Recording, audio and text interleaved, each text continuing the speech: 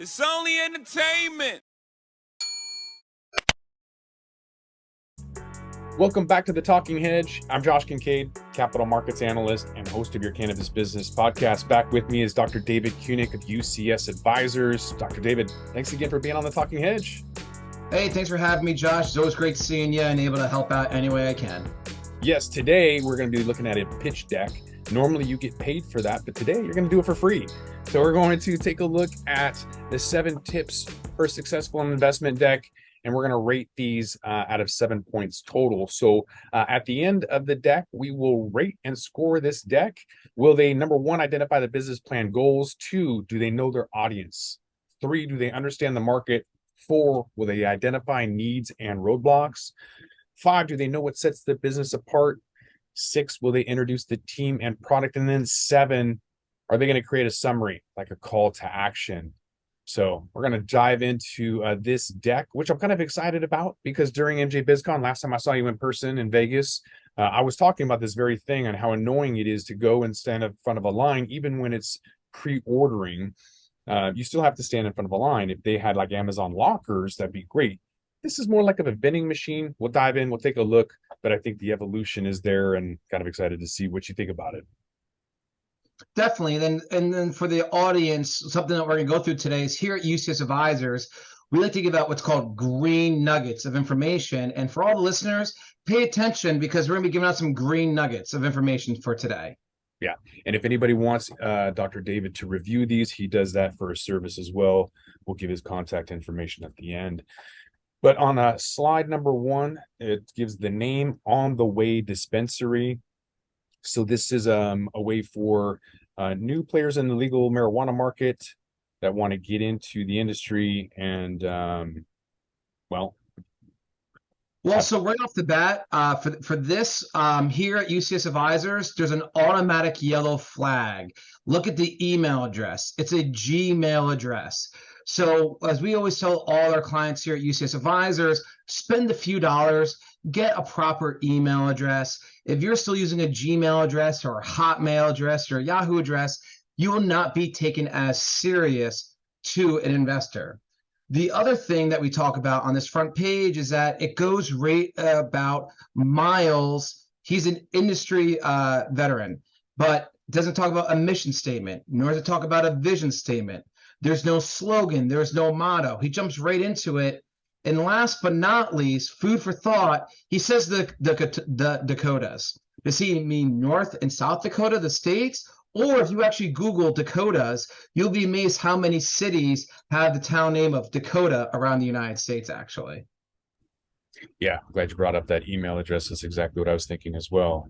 But moving on from slide 1 to the second slide, I guess the problem statement of obtaining subscriptions or prescriptions on time, or obtaining a prescription is a time-consuming process, 24-hour wait, or if you want to open and maintain a dispensary, low population might not be financially feasible, or long drives, I guess, for some people.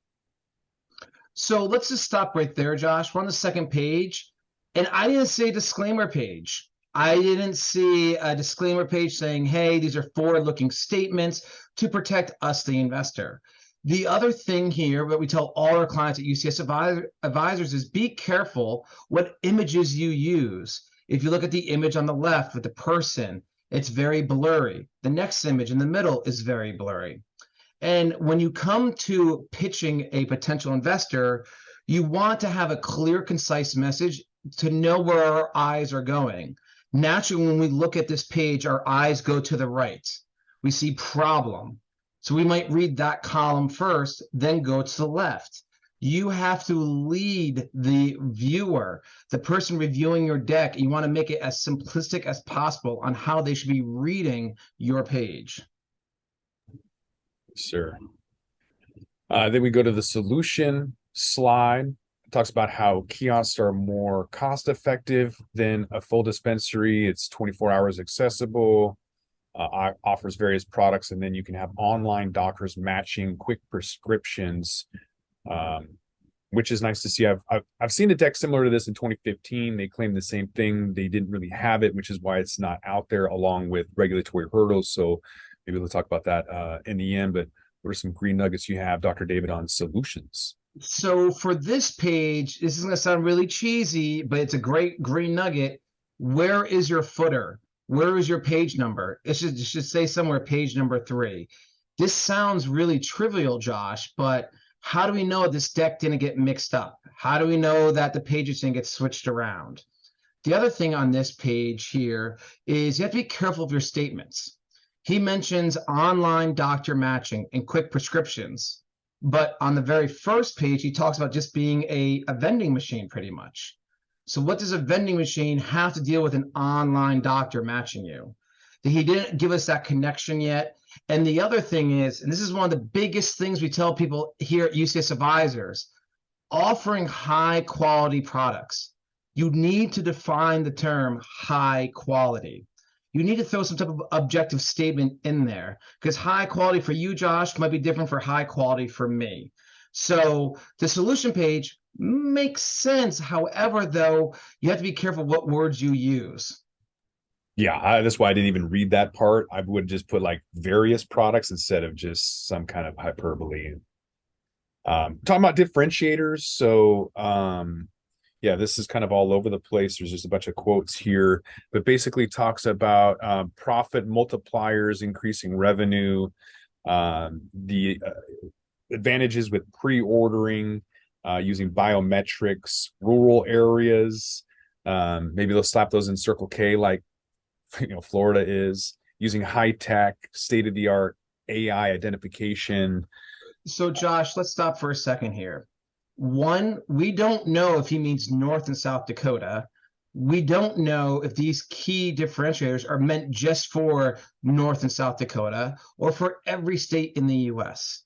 So this is where he has some decent points, but once again, it goes back to our previous green nugget. Where do my eyes go? Nowhere does this show me where my eyes should start and where my eyes should end. On top of that, too, you don't know who's going to be reading this. So you have to make sure that the font is very easy to read behind the photos that you use. This is actually a little bit tough to read because you can't really read the font as well. On top of that, too, he goes into talking about AI and membership programs, but these are very big words you're using without giving any details.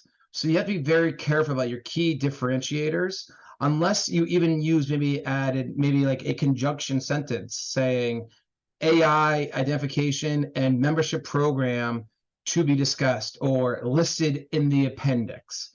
Because an investor right away is going to say, wait, I thought you were a vending machine. Why are you talking about artificial intelligence? You never told me about a membership program. Is this a membership program for a town, a city, a state, or for a region? So you don't want that investor's brain to get mixed up with a bunch of ideas. You want to keep it clear and concise.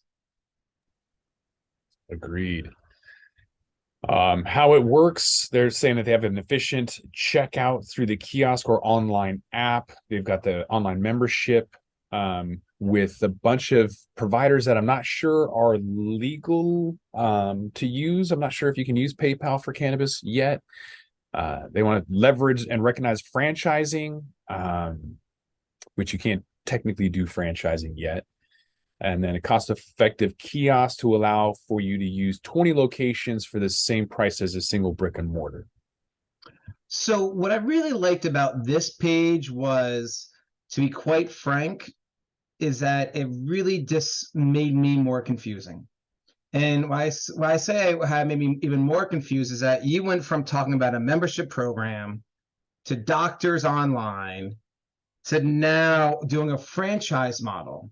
You've really confused me. And where I'm going with this is that the general idea makes sense, but on this investor pitch deck, it's not giving a clear and concise model. It's not giving you a clear and concise direction. What some of these other add-ons that he wants to maybe potentially do could work in the future, but not at this exact moment in time. And this is something where a lot of people trying to raise money start to jump around in their deck. They start to talk about their year 2, year 3, year 4, year 5 ideas, before even taking the first couple of steps. Mhm. Yeah. And last but not least, and here's a green nugget. When you're raising money, you're telling a subjective story backed by objective data. And right now we're on page 5 or 6. I don't know because we don't have our footer here for our page number, but show me what the laws say. What can you legally do? We don't know yet. Right. Maybe they'll add that on the next slide, or Maybe. so they talk about product, which I'm not sure is really relevant to a vending machine, but they just talk about the general things you can add. What they don't say is that in the future you can have, frozen or cooled things like cool beverages or ice cream that requires refrigeration. I would imagine that's a possibility down the line, but I don't think they include that. They just include the obvious things along with ancillary products. Well, this goes back to, once again, the products. Where is this located, in what direct states, and what are the rules and regulations for that state and what they can currently carry? And this is where, if they were a client of U.C.S. Advisors, we would say, keep your message clear and concise. Make it like a 3-foot putt. Make it really direct. Because if you just want to do flowers and edibles, and that's fine, you can mention how you want to add these additional products down the road, but not in your immediate rollout. Yeah, it almost adds more questions and answers rather than just saying we're going to sell cannabis product and just leaving it at that. Exactly. The technology slide is a little bit redundant. Just talks about the same things that they're already using, but without a whole lot of detail or explanation. There is, and this is where an investor will literally, for lack of a better term, go down the rabbit hole and ask a lot of questions from this slide. It says, the state-of-the-art inventory tracking and metric system. Well, is this your own private state-of-the-art tracking system? Is it one that's already currently used? On top of that, too, they also talk about the inventory tracking. I'm sorry, not the inventory tracking. They talk about the AI smart system. How are they going to make sure it's up to date, up to code, that meets the rules and regulations for that town, county, or states? So if the technology, is this a technology-based company, or is this more of a cannabis vending machine company? So you have to be careful with some of the words you use, like state-of-the-art, because that will have the potential investor starting to go down the rabbit hole saying, do they have a trademark? Do they have a patent? Do they have intellectual property? Right. This is one of my favorite slides, the total addressable market slide. You kind of have to have it in there, but it's always a little bit ridiculous. These numbers aren't too bad. Talking about 72 billion by the year 2030, but what he has in here is not very realistic, and it never is, and that's why I love these slides. $20 a gram is not the average of what people are spending. It's between 5 and 15. 20 is the absolute fire that people are going to spend per gram, and 20,000 on the wholesale side is realistic, but not for long. It'll drop down to $500 soon. So I put the more conservative numbers in there, or come somewhere down the middle of the mark, not at the all-time high and low, to be beneficial, because the investors who understand the market can see right through that. Well, this is also where, as I'm going to repeat it again, your pitch deck has to flow. Okay, you have to be consistent. He talks about market size. He talks about his kiosk, but he only talks about selling flour. But literally on page 6 or page 5, he talks about 9 different products he's going to be selling in the vending machine. So what percentage of your sales are going to be just for flour? Once again, and here's a green nugget for everyone. When you're raising capital, you're telling a story backed by objective data. Your story has to be consistent.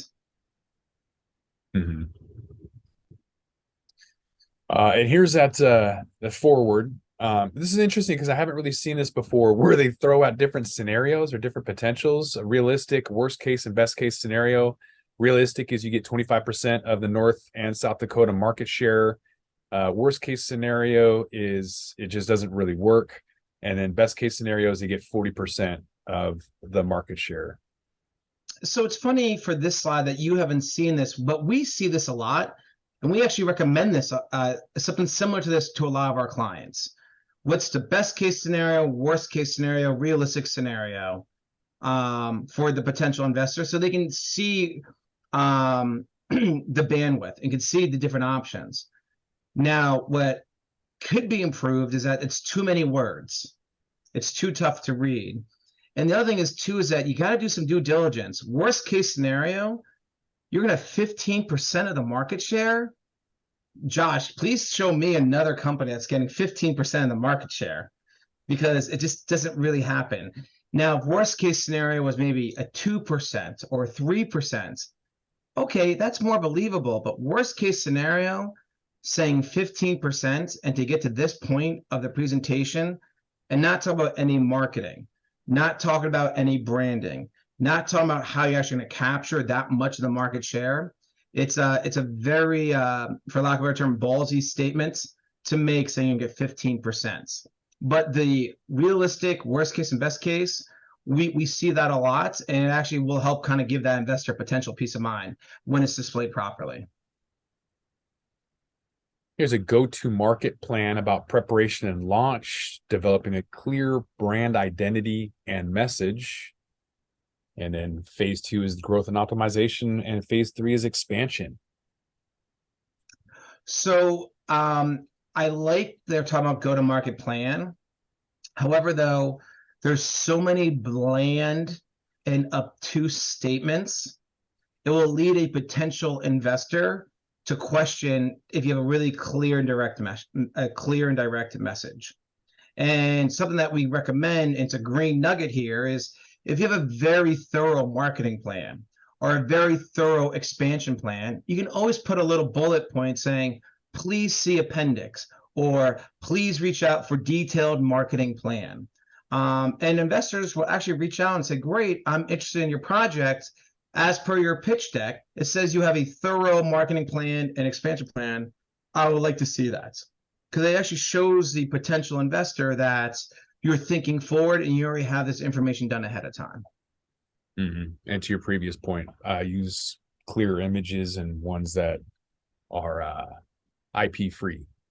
Yep. So then there's a list of some advisors. It's got some, financial folks and law folks.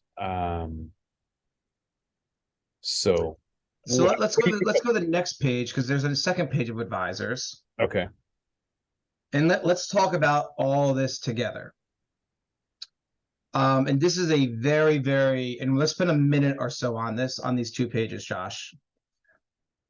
You need to be careful when you list your advisors. He has 8 advisors listed here. So the very first question any investor is going to say is, what are you giving these advisors? Did you give them equity? Are you paying them? What kind of information, what help are they actually giving you? With the background of some of these advisors that he has listed here, the very first question that we come up here at U.C.S. Advisors is, okay, who reviewed their deck? Which one of these 8 advisors reviewed their pitch deck and gave it the stamp of approval, say, yes, please send this out to people? The next thing is too, is that, and we've seen this many times here at U.C.S. Advisors, is make sure you have the advisor's permission to put their name or information on the project. 2 quick stories. One story is, we reviewed a pitch deck for someone else, and we were actually slightly interested in the project, and we noticed one of their advisors was someone we knew. We reached out to that advisor, and they said, what are you talking about? I left that company 7 months ago. I'm not an advisor to that company anymore.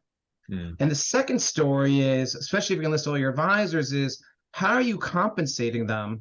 And I bring this up because there's another pitch deck we looked at. We knew one of the advisors listed. We called the advisor, said, great, why do you like this project?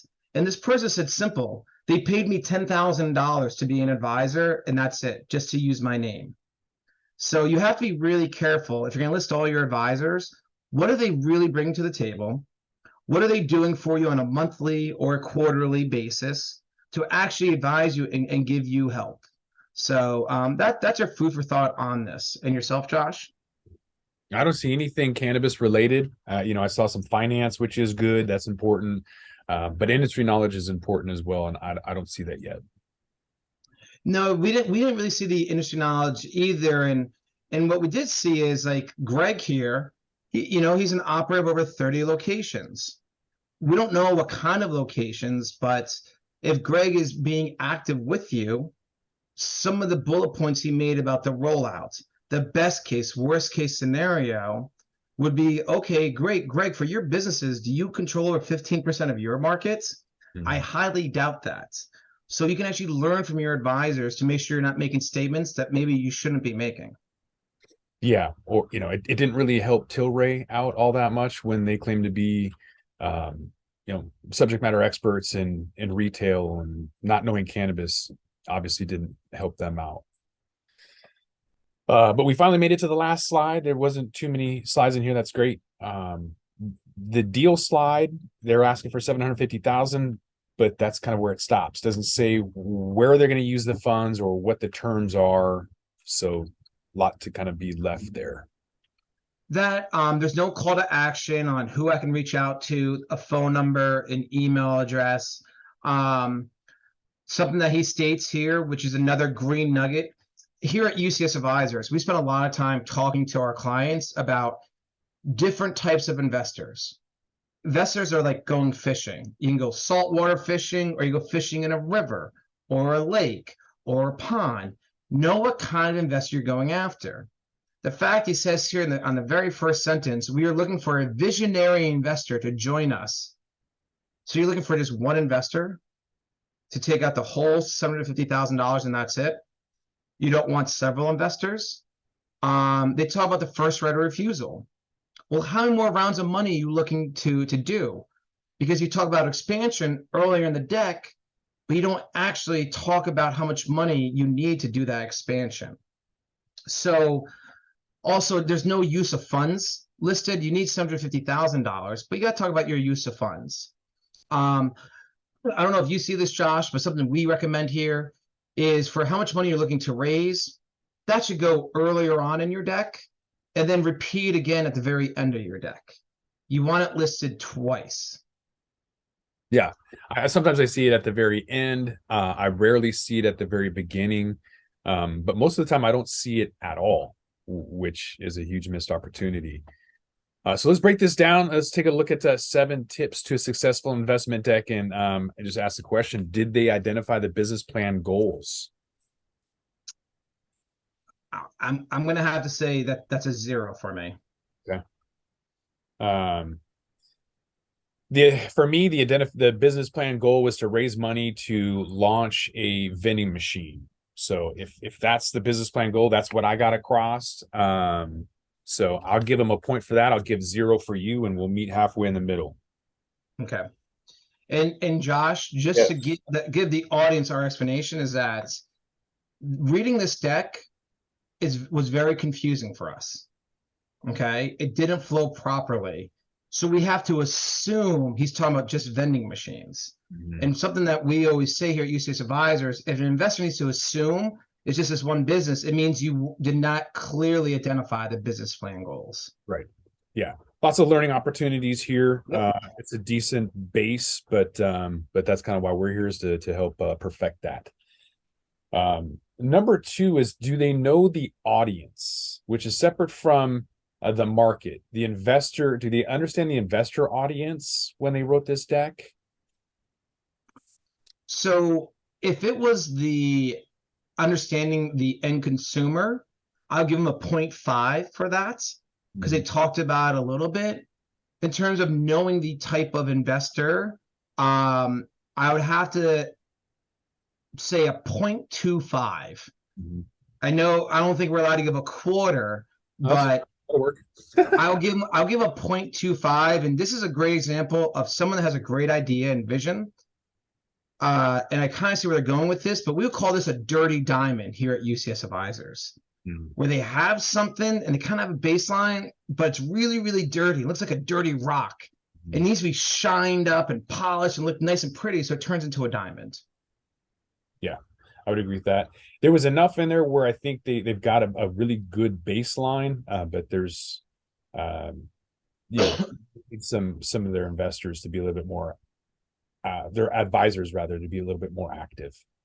But what about the overall market? You said you were going to give them a 0.5 for that. I was. I don't like assuming they meant the North and South Dakota, but they mentioned at the end. I wish they would talk more about the legal rules and regulations for North and South Dakota, and they would give some objective data about that. But you know what?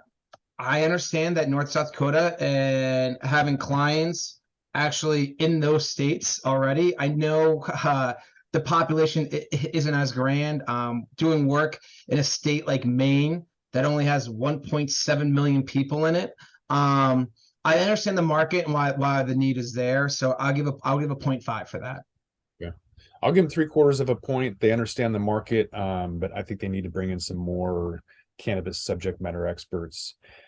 In terms of identifying needs and roadblocks, I'm going to have to give them a 0 on that because there's a lot of regulations. There's a lot of issues on biometrics about can you sell a cannabis without a license? Do you need a dispensary license?